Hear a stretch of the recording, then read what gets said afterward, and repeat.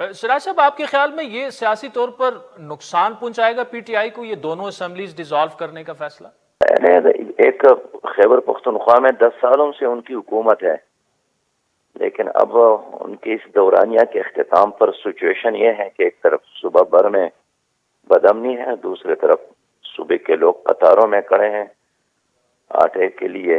महंगाई, बेरोजगारी, बदअमनी, गैर यकीनी सूरत हाल, बेइंतहा लोड शेडिंग, हर चीज खराब और हर चीज बर्बादी में इजाफा हुआ है। तो अब उनको असम्बली तोड़ने के बाद, उनकी हुकूमत के खात्मे के बाद तो जवाब देना पड़ेगा।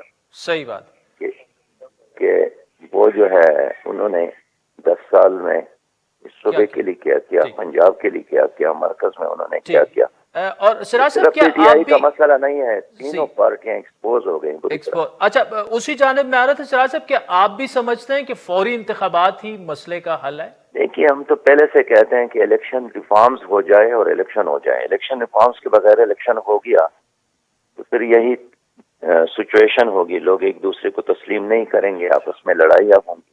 ठीक। और नुकसान फिर भी सियासतदानों का नहीं होता है, अवाम का और खासकर गरीब का होता है। ठीक।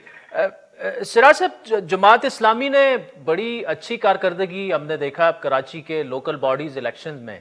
अब आगे जाके क्या जमात इस्लामी जो है वो आप अभी भी पीटीआई पर तनकीद कर रहे हैं, तो उसी पीटीआई से क्या इल्हाक करेगी मेयरशिप लेने के लिए, या आप पीपल्स पार्टी के साथ इत्तेहाद करने को तरजीह देंगे? जमात इस्लामी को काम करने का मौका दे, फिर किसको साथ लेना है किसको साथ नहीं लेना है ये बात की बातें हैं। अलबत्ता जरूर ये कहते हैं कि हम कराची के अवाम के मैंडेट का एहतराम और उनके तमन्नाओं, उनके ख्वाहिशात के मुताबिक कराची को अमन और तरक्की की तरफ ले जाएंगे।